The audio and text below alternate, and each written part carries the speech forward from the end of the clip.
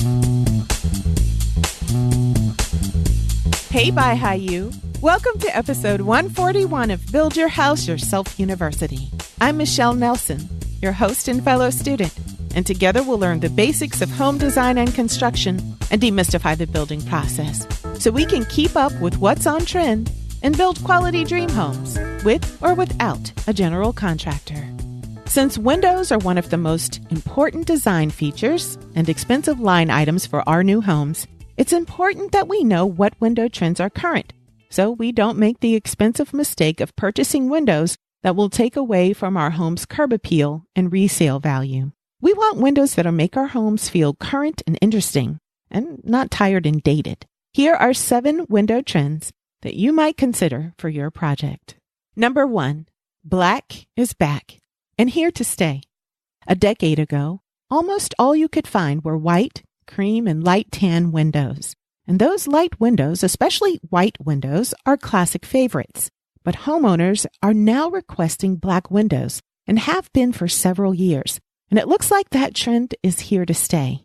Not only are we seeing a lot of windows with black exteriors, but black interior frames as well. Paired with light-colored interior walls and light exterior siding, black windows add interesting contrast. And they work well with contemporary, transitional, farmhouse, and urban-style homes. In addition to black windows, we're now seeing other darker hues, such as dark brown, deep barn red, dark green, and aged bronze, which is a blackish brown.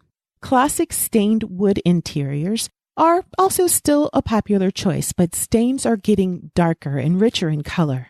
In addition to traditional pine interior frames, higher-end homes might use more luxurious wood species, such as white oak, walnut, or mahogany for interior frames. Number 2, more glass and less frame.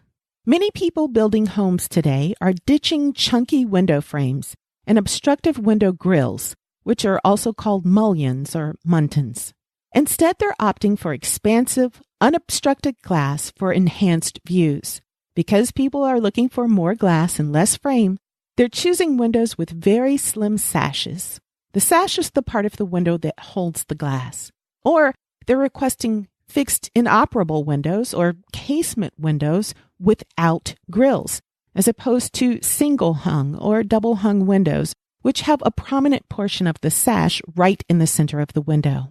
These grillless windows with slim sashes feel less traditional, less formal, and less fussy. Number 3, no screens. Window screens are still an option, but they cost extra, and they can slightly obscure your view. These days, people are opting out of the screen option.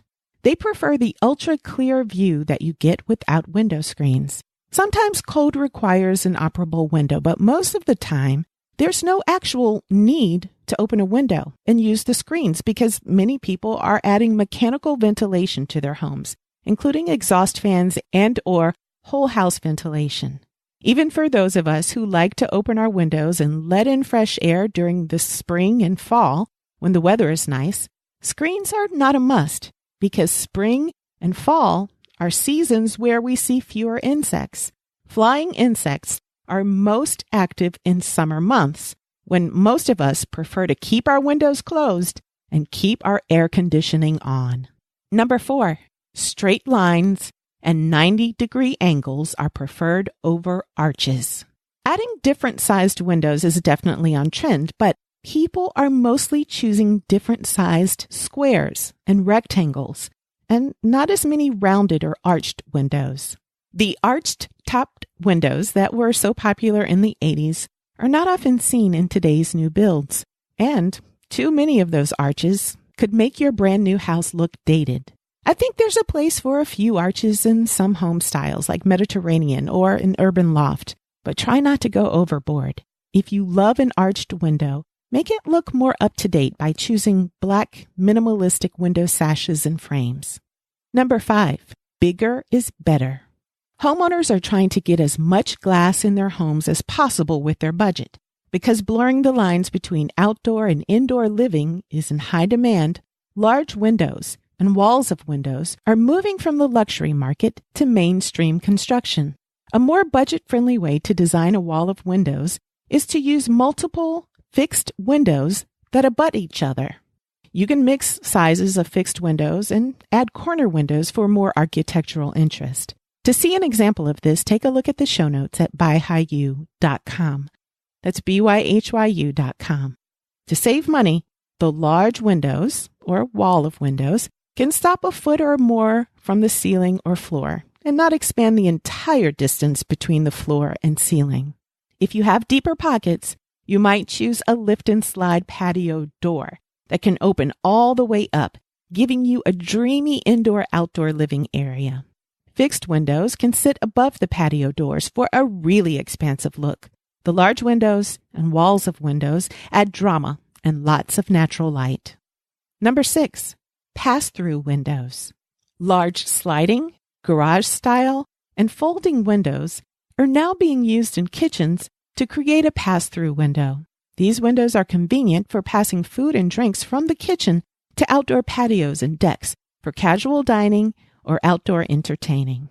And number 7, energy efficiency. As homeowners become more educated about the importance of choosing energy-efficient materials, many are requesting windows with Energy Star certification. They realize that paying a bit more upfront for energy-efficient windows will give them significant savings and comfort in the long run. Plus, energy-efficient windows will add to the home's resale appeal. For more detailed information about windows, take a listen to episodes 41 and 42 called Windows 101 and Windows 102. You'll hear about the differences between casement, double hung, and other window styles, and you'll learn more about energy-efficient features. If you've just stumbled upon this podcast and you want to learn more about design and home building topics like this, make sure you subscribe to the show so new episodes will automatically be downloaded to your device, and you won't have to try to remember the name of the show or our schedule. Quick episode this week. That's all I have for you, but I hope you learned as much as I did, and I hope you'll join me again for the next episode of Build Your House Yourself University by BYHYU. Please remember that the purpose of this podcast is simply to educate and inform. It's not a substitute for professional advice. The information that you hear is based only on the opinions, research, and experiences of my guests and myself. That information might be incomplete, it's subject to change, and it may not apply to your project. In addition, building codes and requirements vary from region to region, so always consult a professional about specific recommendations for your home.